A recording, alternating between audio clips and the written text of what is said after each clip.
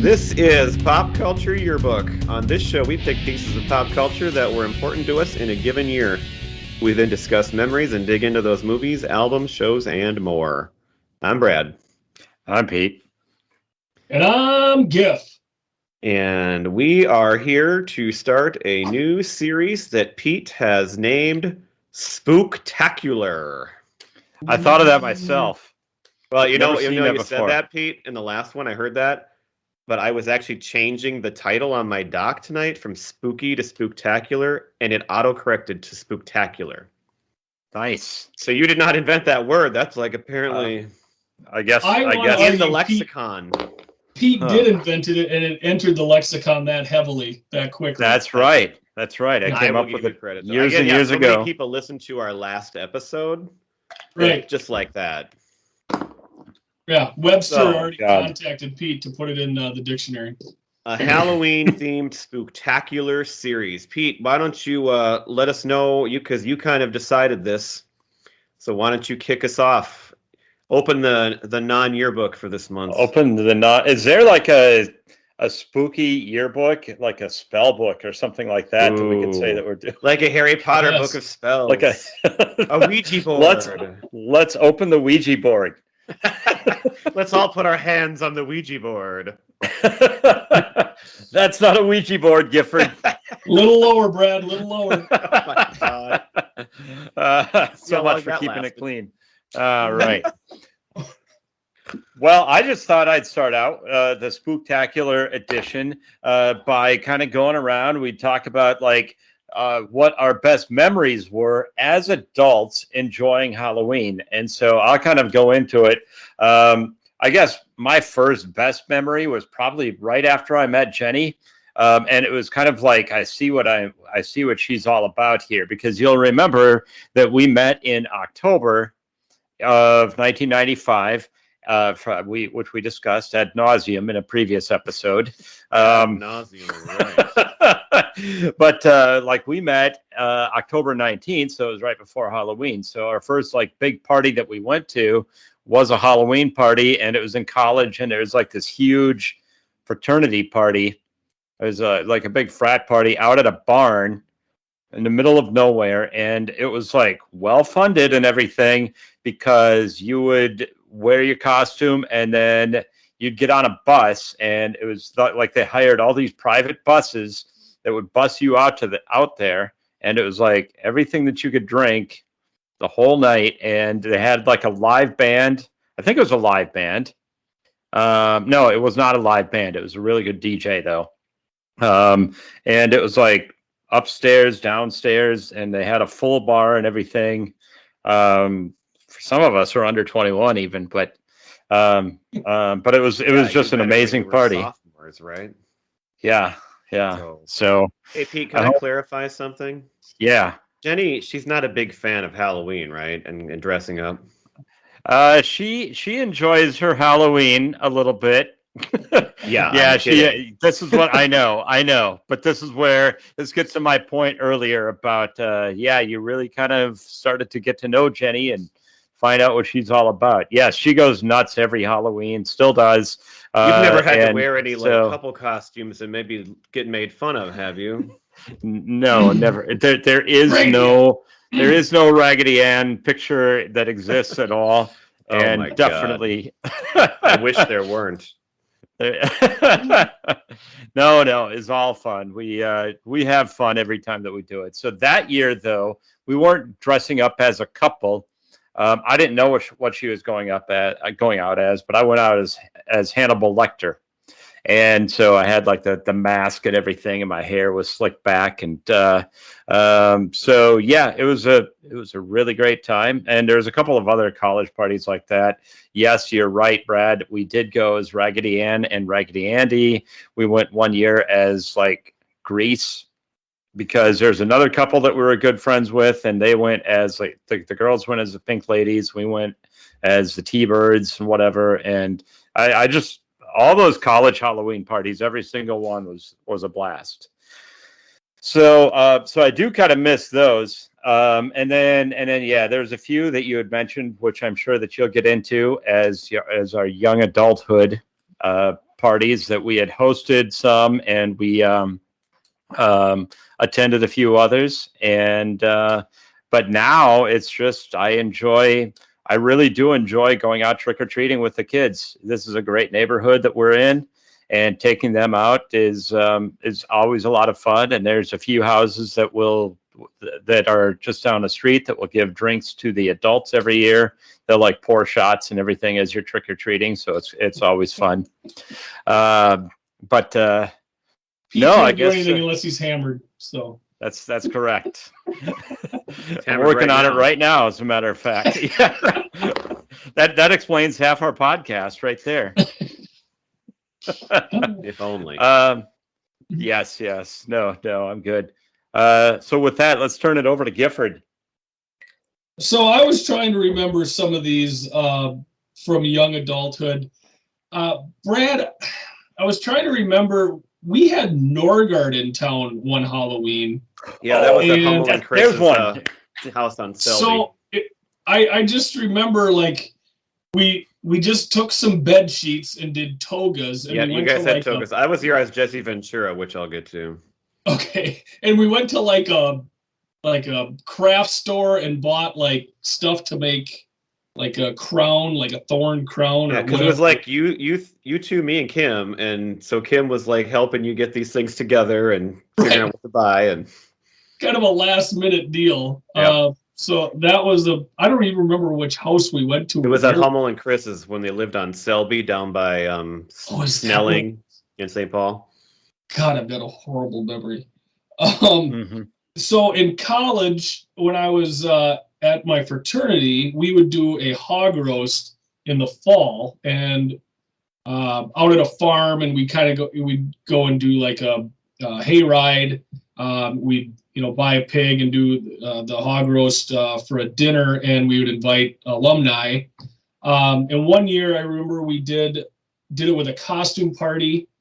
And Courtney and I went, it was a couple's costume. We did cowboy and Indian, and which isn't bad because Courtney is in the Leech Lake band, but I was more appropriating the cowboy culture because I'm more of a farmer than a cowboy. So that was a bit of a reach for me. I've got a huge reach, a cowboy for the guy that lived on the farm. Some people may say I can't go as an Indian, but she's fine because she's got that blood in her. One of my buddies, Downsy, his birthday is in Halloween, and this was just a few years ago. For his 40th birthday, he did a Halloween costume party, and I went as Ace Ventura in the tutu. I remember seeing a picture of that. Both dressed up as people named Ventura. Wow. Right, exactly. Jesse and Ace. We covered the whole family. That was the year I went as Robin Ventura, former Chicago White Sox baseball. Yeah, after he got the crap beat out of him by Nolan. That would have been a good That's right. costume. Right. But at that party, my favorite costume was another friend of mine, MB. She came in like a gold shirt and pants and had like face and arm, everything was painted gold, and then she had a shovel she spray painted all gold. So she was a gold digger, which I thought was a absolutely hilarious costume. And then of course fun costumes. Yes. Like Sputnik. Right. Well, and then once you have kids, all the fun of dressing them up, taking them trick-or-treating. I remember as infants, one of my sons was a duck. It was just the cutest little outfit. Another one was a pumpkin. Of course, we had Captain America for a few years, Spider-Man, Mario, the Ninjagos. I liked the Mario outfit and the Ninjago outfit because they were bulky, so you could fit them in like a coat underneath. Because I remember one Halloween, there was like 6 inches of snow on the ground here in Bemidji, and it was very cold. And you want to keep the kid warm while you're going around and picking up the candy and everything. So those are a few of the memories I had. Well, I do want to before we go into Brad there, I want to, because you sparked a memory the night that Norgard was up. The next morning, because we had been out at these Halloween parties the night before, and the next morning he stayed at our place, and one of the girls in our group had gone as the devil the night before. Well, on the next morning, we went out for breakfast, and he was riding with me in my car. We're leaving. It was like Baker Square or something. We're coming back, and there was and I drove a red car, and there was a devil's pitchfork in my back seat still from the night before.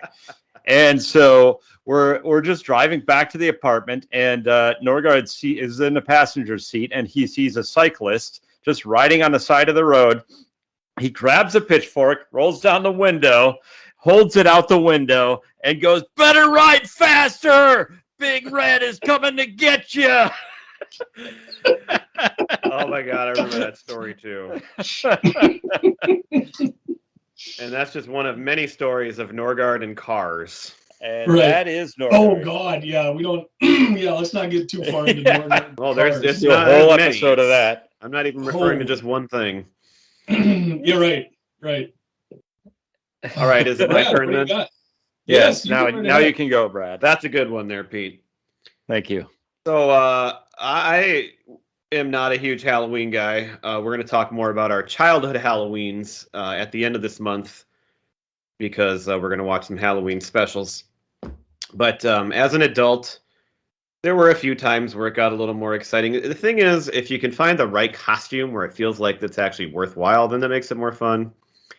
And one of the best ones I had in college, we just threw together. So I was living with Hummel, and we didn't have anything to do. We wanted to go to a Halloween party. We actually went to a couple parties, and we just threw our clothes on backwards and went as crisscross.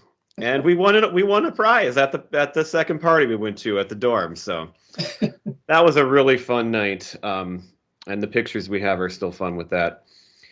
And then probably the best costume that I ever was a part of.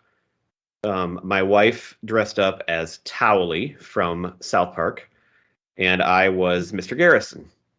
And Towley, she had two giant blue towels, and we had them on like a yardstick or something that held them up above her head. I don't even remember how exactly we did it. And she had the white sleeves, and she had somehow cut out the eyes and everything. And so there was the one side that was normal, and then the high side on the other side with the red eyes. And that was one of the greatest costumes that I've ever seen. And the Mr. Garrison was fine too, especially because I'm a teacher. But she really stole the show that night. She did. And she'll always have that. Because she feels really stupid about, there was one year too where we were all dressed up, and she remembers dressing up as Harry Potter. And she's like, I'm dressed up like a 12-year-old boy, and everybody's got all these other costumes. You know how women usually dress up in like their scantily clad costumes on Halloween, but she dressed up like a little Harry Potter. She didn't go as slutty Harry Potter? Nope, not slutty Harry Potter. Or slutty Towley. Right. Oh, if only. Could have went as like a hand towel. That would have been what you're looking for. Those were two of the yes. See, these were full-size body towels. Right. Yes. Those were two of the best costumes and nights. But then there was a stretch in the early 2000s where we would get together, and one of them was that party you referenced where Norgard was here. And I had a nice little run going where every year I'd wear a pillow inside my shirt because the first year I was Jesse Ventura. He had been the governor for like 2 years at this point, and he had this big thing came out where he wrote this book called "I Ain't Got Time to Bleed," and I wore a boa, and I had like a fake machine gun, and I had a bald cap on, and I had quotes of his on the back of my shirt, and that was a great costume. Were you hunting man? Oh yeah, if you haven't hunted man, you ain't hunted. And then the next year was when after Kirby Puckett had died, but he hadn't died yet. He was still alive. No. It was sad. It was just so sad when the stories came out about Kirby Puckett and what he was like behind the scenes. And so I guess just to really cope with it, I dressed up as Kirby, and I had to put a pillow in again because he's a big guy, especially at this time. But this time I had a fake toy chainsaw in my hand, and I wore. Oh my God! See, it was, but that was the year you were dressed up as. I think See, you and Jenny went as the angel and the devil, and you dressed up as the angel, of course. See, again, you were always on the wrong side, Pete. Hey, you know what? I enjoy it, okay?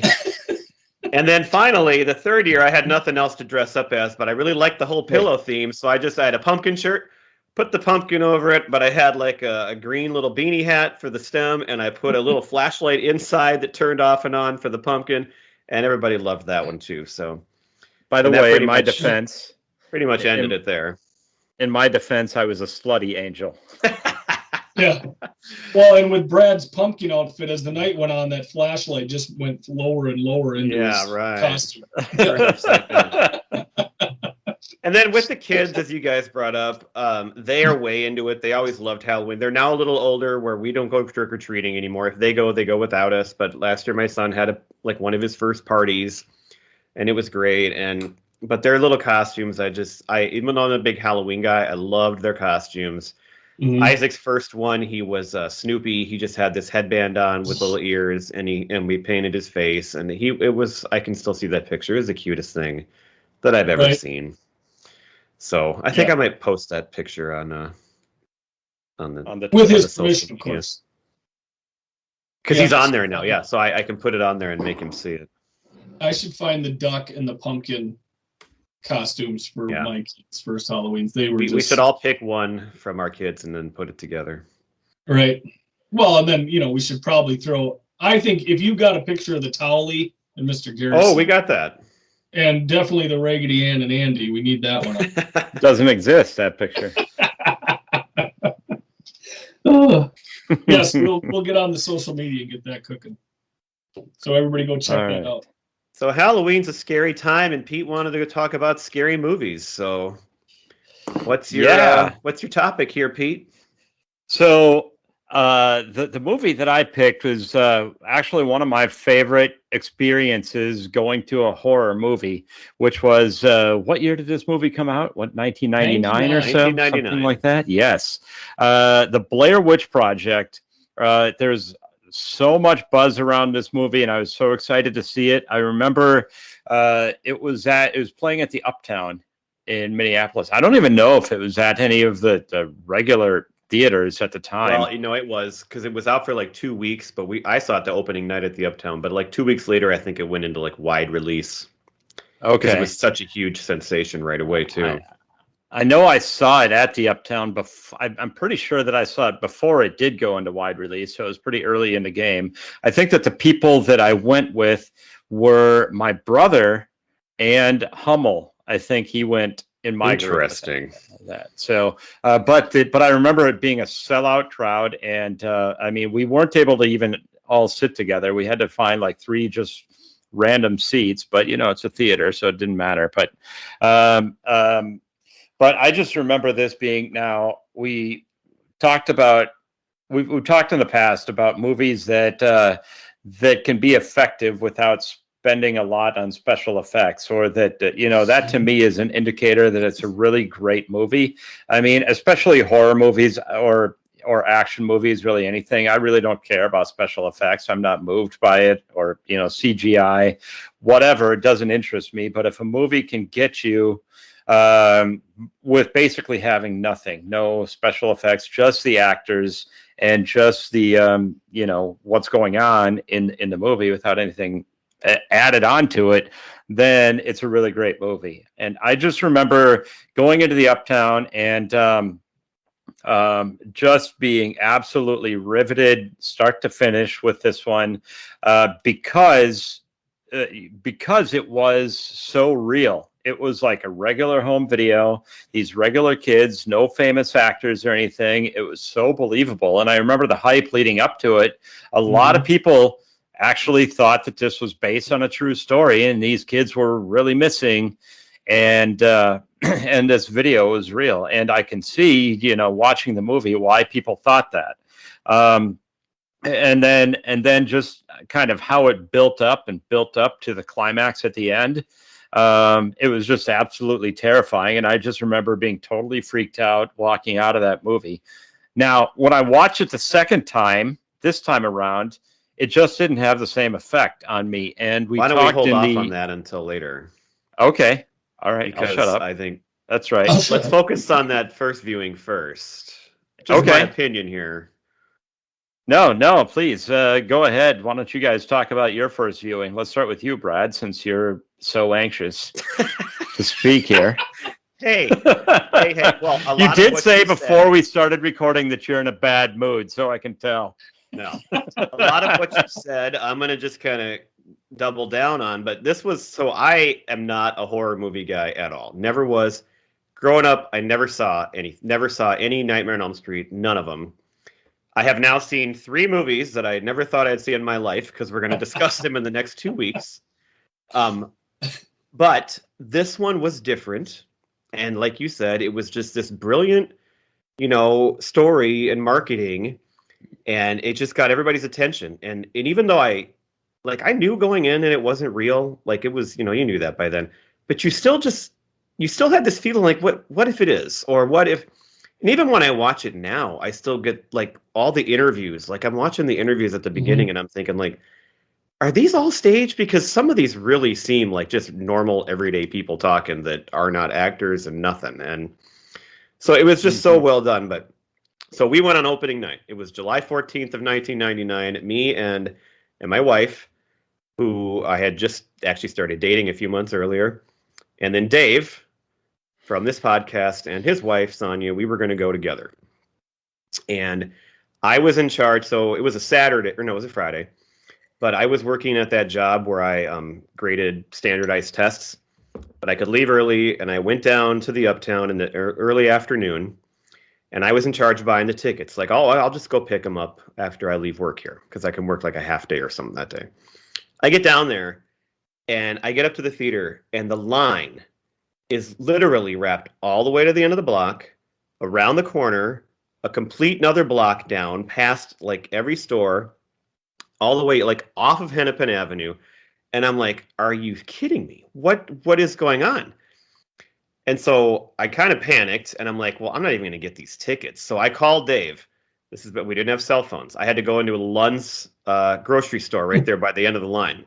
And I called Dave, and I'm like, what do you think I should do? Am I going to wait? This is going to take hours, and I don't even know if I'm going to get a ticket.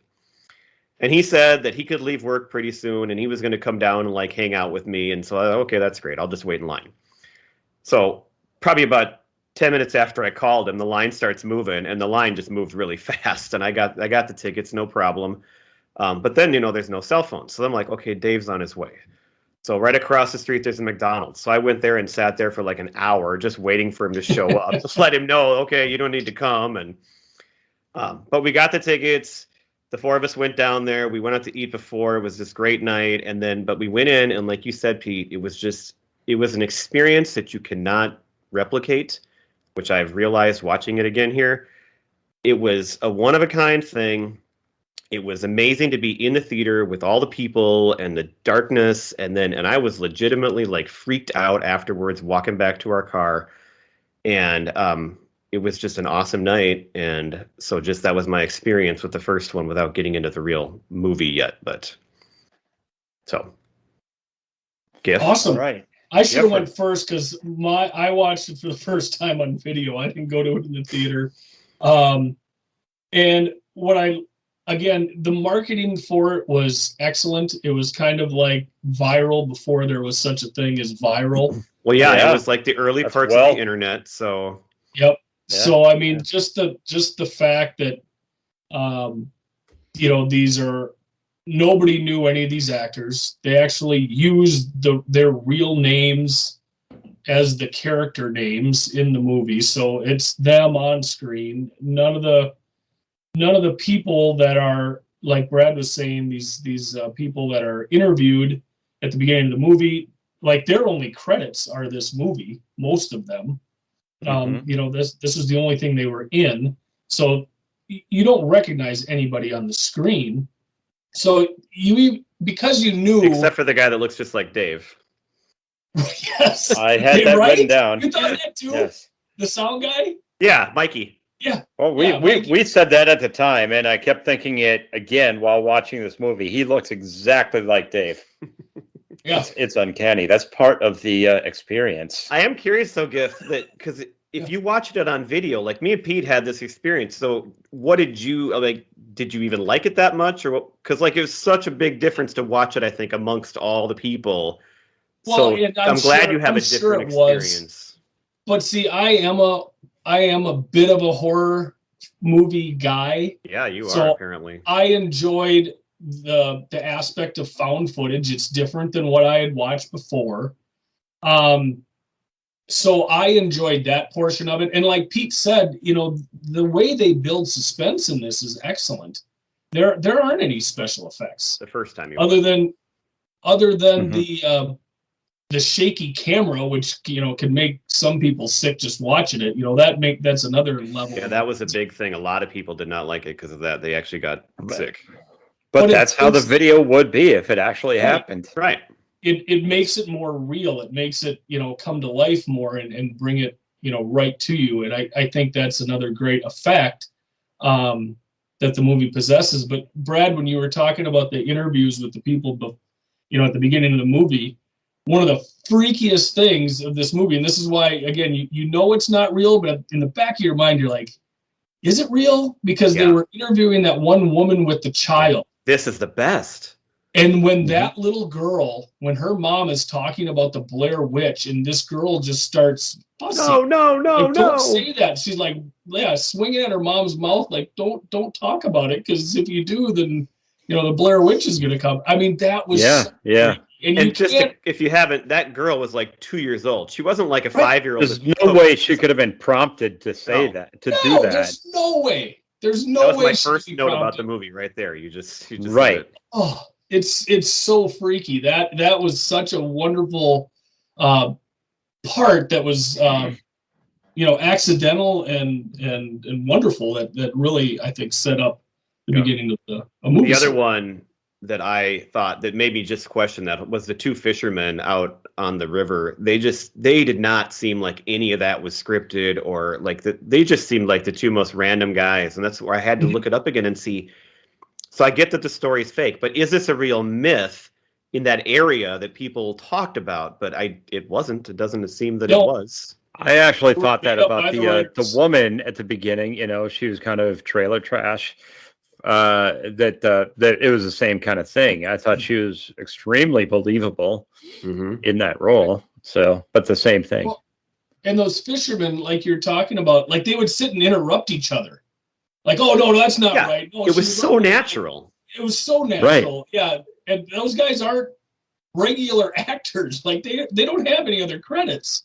If you look them up, like they're just the fishermen in this movie. It was just really, really well done. Because I mean, like you said, that's the thing. You could have all this great idea and everything, but if those people can't like pull that off right, it's going to come off fake and dumb, and it's not going to have that effect. But like the police woman in Clerks, the detective Clerks. Yes, like her. Well, I'd be interested to know like how much extra footage. That's the kind of thing where you just get as much footage as you can, and then you cut the parts that work the best. And that's probably what they did with that little girl too. It's just they were like, this is perfect. You got to leave that in there because the way that she reacts is perfect.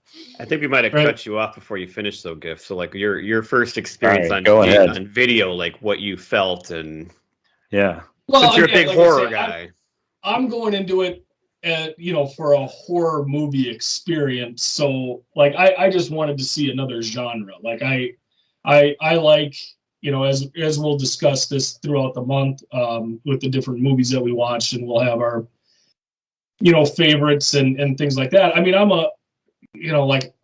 like the creatures and the slashers and some psychological with a little bit more gore. And this one, it's just different. I'd never seen a found footage horror movie before. So for me, it was just like, okay, how is it going to do it? Because I knew the budget was super low.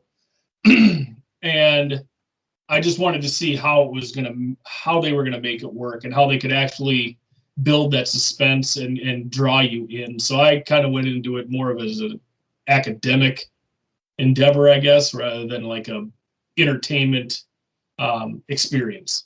Did you enjoy it? Yes, I did. And the final shot is one of the freakiest things I've ever seen. Yeah, especially that first time. So right. Well, it the got whole me this house time, scene, too. everything in that house, I'm sure we'll get to it, but the final shot it's scarred in your mind when you see it.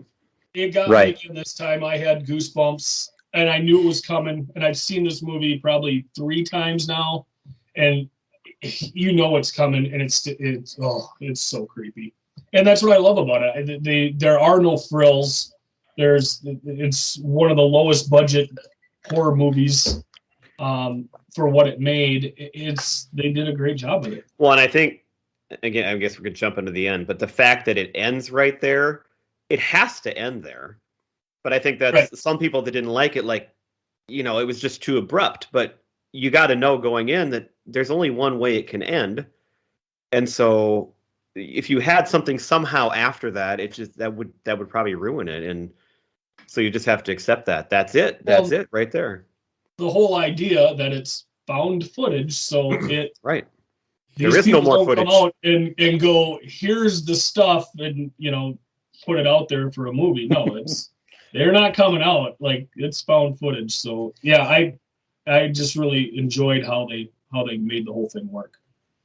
The Blair Witch is not going to be like taking a selfie with the video or anything. And right. Well, if they made it today, that probably would be what would happen. Mhm. Do a little TikTok. Okay, Pete, now we've all shared our initial. Well, what I was doing, I hearkened back to our Usual Suspects episode where we discussed when you're watching a suspense movie, would you watch it again, or is it as good the second time around? Now, when you talk about like Usual Suspects, I think because there is so much detail that you can go back and pick up on, that you're like, okay, now that I know the ending, I can go back and pick up on the clues. And it might actually be better the second time around. This one, however, when I saw it the second time, because I do remember how this one ended. Yeah, I was going to say, you could have possibly just been going in blind here. But it just didn't have the same effect for me. I still enjoyed watching it, but I was not like scared the second time around. Maybe it was because of the environment that I was watching it in, which was on a plane. But I don't know. It just didn't have the same effect. I guess there were a couple of clues that I picked up on watching it the second time around, because at the very beginning, where the guy talks in the video when they're going around interviewing people, he talks about that he has you standing in a corner, the Blair Witch, I should say, she, if that's what she is, she has them standing in a corner because what was it that she couldn't bear to have them watch or something like that. Yeah. So the guy that came down from the mountain, so he was supposedly possessed by the Blair Witch. He was killing the kids, and he would take 2 at a time and put one in the corner and kill the other one so that one wasn't watching him do it. So, and that's how it was that you didn't think about that the first time around. It was just because they're interviewing people so quickly, and there's just a lot of different information kind of coming at you. You're just trying to pick up on what this is. And so by the end of the movie, at least the first time I watched it, I don't think that I remembered that line from the beginning of the movie. Then you watch it again, and it's like, oh yeah, I'm trying that's to remember. How it ends, I feel like I was prepared for it, but I think that's just because I know. I think back then, you're right. I probably was more of a surprise to see him there, or maybe you remembered it, but now it's like, okay, I know it's coming, but. Well, and that's the way the first time I watched it is you're not sitting there going, she's going to come downstairs and he's going to be standing in the corner. It's when you see it, you remember that line from earlier in the movie, and it hits you so hard, and you're like, oh shit, if he's standing in the corner looking at the corner, what's going to happen? And then boom, like she just gets nailed. All right. How many of you thought he was just taking a piss? Well done, Pete. Oh, don't mind me. I'm just taking a piss in the corner. Turns around and picks up the camera. Oh, what's this? That's how the movie could have not ended then. Could have had more. That would have been something in like one of the scary movies, right? They would have came downstairs. That's true. They could have added that in. That would have been good. So I agree with pretty much everything, Pete. For me, I had listened to a podcast on this like 3 months ago or so, and I'm like, yeah, I should watch that again. I want to see that again. And so I just watched this again like 3 months ago, 2 months ago, and it was okay. Like it was fine because I hadn't seen it in probably 20 years.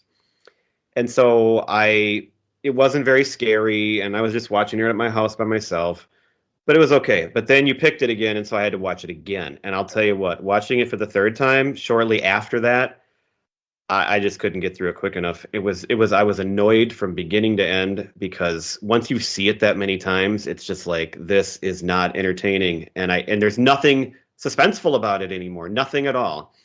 Right. That last time, at least there had been, that like 20-year gap.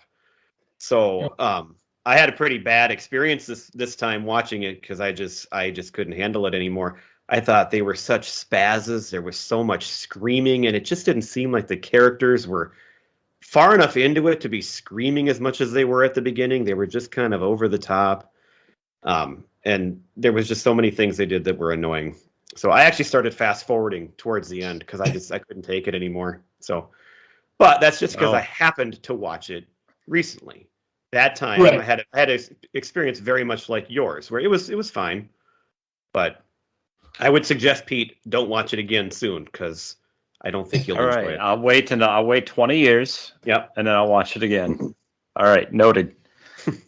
Sorry, Giff. So one of the things that, of course, is great in this movie, and to me it followed a similar line to a lot of other horror movies in that you have a group of people, and if they would stick together and keep their wits about them, they'll probably be okay. But you see, as things go along, they get lost in the woods. Mike pitches the map. They start turning on each other, and that's a hallmark of all horror movies, is where now the evil can divide and conquer, and that's where you start to see things, fall apart because not Mike, who's the other guy? Josh. Josh, of course, gets taken in the middle of the night, so now you're down to two, and and then you get the frantic, at the end, and they're so freaked out and scared by the time they hit that house that obviously they're not thinking correctly. So I thought that was nice that they followed that same formula. And then another thing I think that really works well in this movie is that, again, a lot of horror movies, they tap into a primal fear, and this one used the dark and the woods. Yes. If you've ever been in the woods at night, the biggest fear of being alone in the woods is that you're not alone in the woods. Yep. I mean, so it taps into that primal fear, and that's what also draws you in. So I think keeping with the formula and then having that common fear that so many people can relate to. And that's the thing, that even though I didn't enjoy it at all this time, as I was watching some of those night scenes, I was kind of trying to think back and like, God, why was this so good? But then I remembered, like, you're in a dark movie theater and you're surrounded by all these people, yet, and I don't know why that makes it any different, but because you don't know any of them, but it's just dark. There's no soundtrack to this movie, so it's just the sounds that you hear, that they're hearing, and that's it. And it created that just huge tension, because at that time you had no idea what was going on. And so I was thinking back to the experience in the theater, and it was just, again, you just could not replicate that. And so what I was annoyed by this time and wanted to fast forward through, I could remember back the first time, like, wow, that was really something. And it was amazing how they could just pull that off. I did find, unless you have a little bit more to add there, Gifford, I did find some fun facts about how the movie was made and how they went about doing it. Basically, the movie, there was an outline to the movie, but it was basically unscripted. And then what they did was the directors gave each of the actors a little canister. It was an old film canister that had the dialogue for their character in it. So they would go around, kind of like if you go geocaching or finding these little cans in the woods, it would have your name on it, and this is your lines. You open it up, or not even your lines. It would just be, here's your storyline that you got to follow now, and nobody else would know what it is. So that's why all the reactions were natural, and it would be, like for example, okay, you got to tell her that you kicked the map in the river, or something like that. And then her reaction has to be natural. And so that's how, that's how it came across to be so natural, as opposed to having it with a normal script like any other movie would. Sure. Another thing. Oh, sorry, go ahead. No, go ahead if you have a comment. I thought you're probably getting to it, but like the sounds at night and the stick and the stuff, that was all like surprising to them too, right? Or like they didn't know what was coming. Right, exactly. They didn't know what to expect. And then the actual tooth that they found, well, no, let me back up. It was, what's his name, Josh, right? That got taken. He's the one who disappeared at the end. And in his canister, it was all he found was a note that said, "You're done. It's time for you to go home."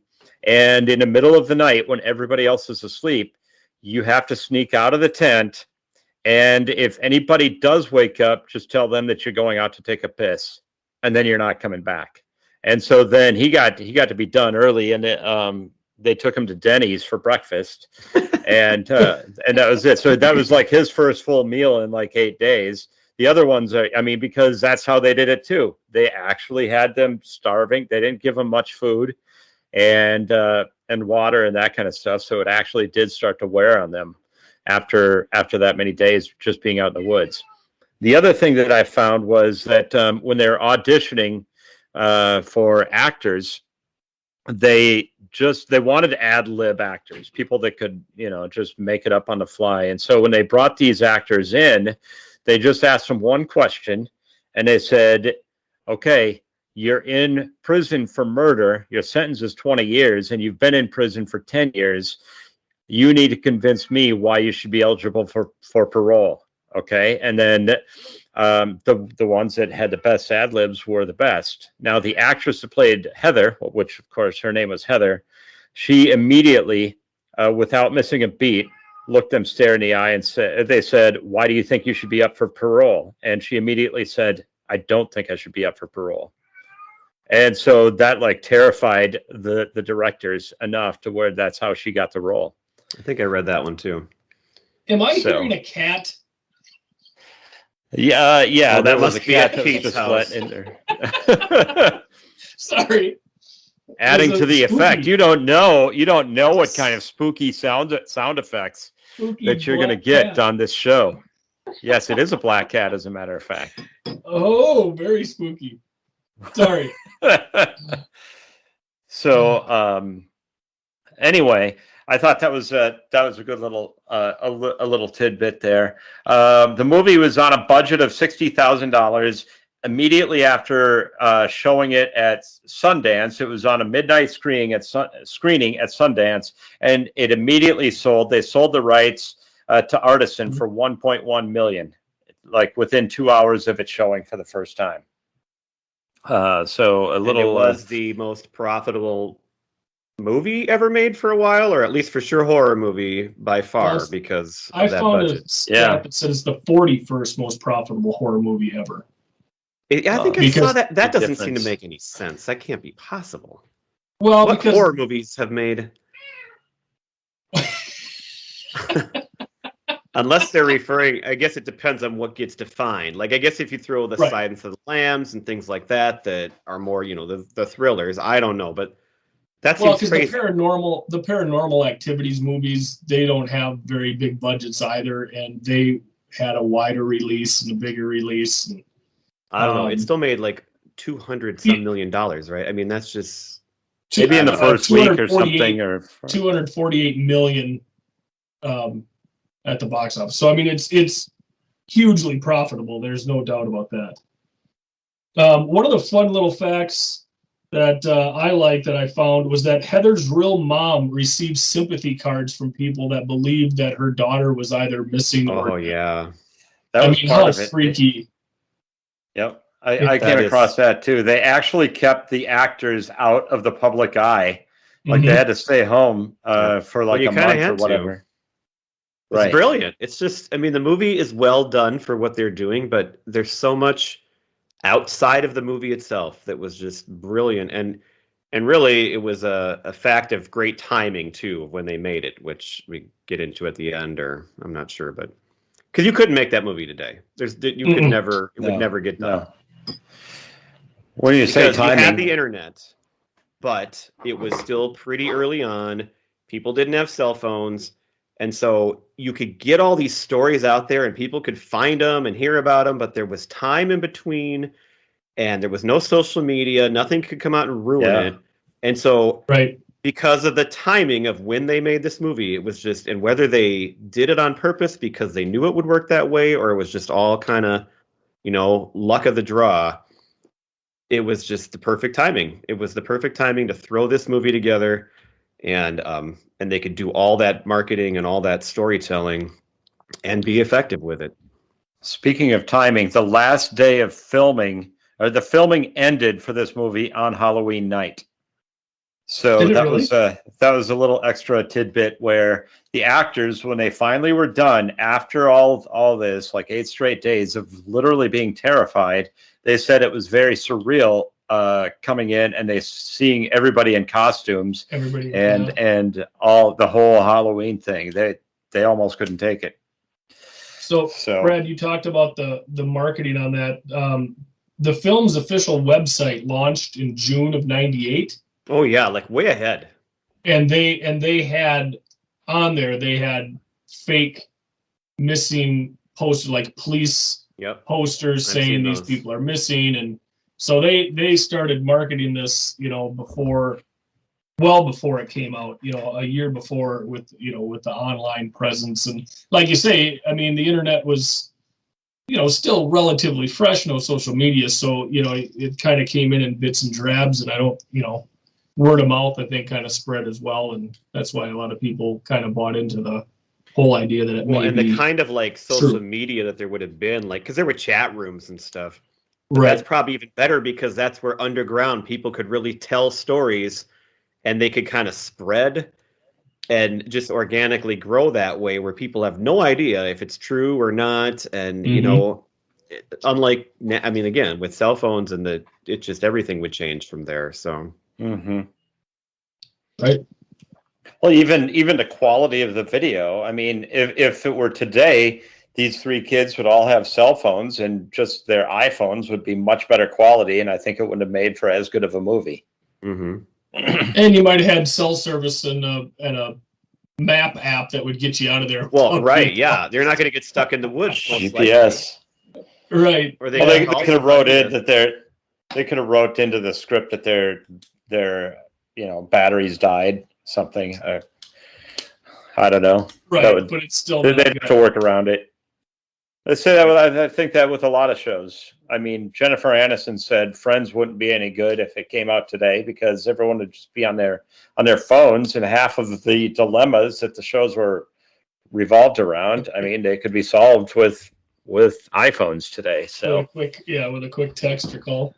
Just like Right. I could have called Dave and said, "Hey, man, you don't need to come down here anymore. I got the tickets." Instead, you had to sit in McDonald's for an hour. Yeah. All right. Got anything else on this? I don't think so. I think that that pretty much takes care of us for this movie. I just want to. All in all, you want to go like a final thought? Because I just wanted to say, like, I mean, we already kind of said it, but I came off like maybe I did not like the movie tonight because I hated my third viewing of it. But every viewing was different, and this was a one-of-a-kind experience that you just could never replicate, and it was awesome at the time, and I loved it. And not being a horror guy, it was cool to have something that I could get into. But it just, unlike, like you said, Pete, this movie does not hold up to repeat viewings. Maybe one repeat, But you better stop after that because it's pretty terrible after that. So, but that was almost what I was going to. Sorry if I cut you no, off go ahead. there, but you wrap it up there. but that's very similar to what I was going to say. Is that it is a great movie. It did exactly what it was supposed to do. Yep. In that it absolutely pulled you in and terrified you. But it just, like I said, when you know what's going to happen, that takes all the suspense out, which is what the movie is entirely built around. But it's a great movie. Gifford, any final thoughts? No, I think I got everything in that I wanted to. I enjoyed watching it this time again because it's been a while since I watched it. And again, that last scene with him standing in the corner, it got me again just as much as it did the first time, even though I knew it was coming. Yep, so, it's a great image. Right. They got that image in there too. I mean, they just, right. A lot of them have like a big scene or something, and this has got it all. So, yeah. All right. Hey, Gifford, what are we doing? What are we going to talk about next week? Next week, we are going to get into the original slasher movie, 1974's Texas Chainsaw Massacre. And that is something. It is. It definitely is something. Another movie with a surprise ending that just cuts off. But we'll get into that. But we're going to get in. What else are we going to talk about, Giff? Because that might be of interest. Just to our general other topic that goes with it. So the other topic that we are going to delve into is I'm going to put forth some different horror genres, and we are going to discuss them and talk about which ones are our favorite and which ones are our least favorites. I think that's a great idea. That will be something to check into, and that'll be a lot of fun, I think.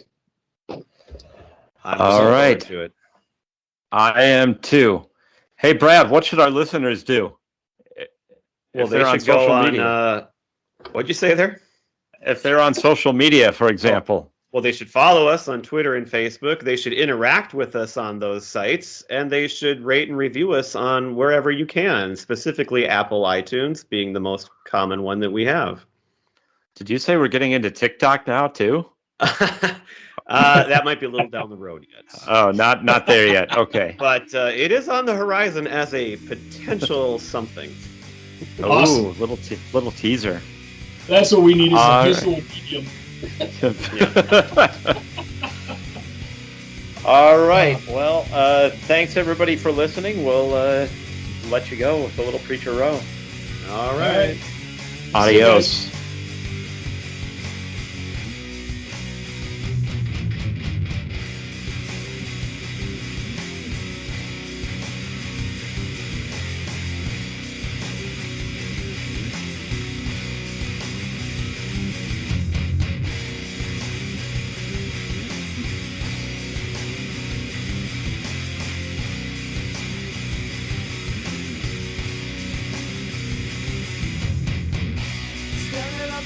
No one's here to comfort me. Sorry for what I have done. Sorry that your son is gone. Something steps and it will be my last. Next time, tell me on my back. I turn and I look to you. I'm scared, but there's nothing I can do.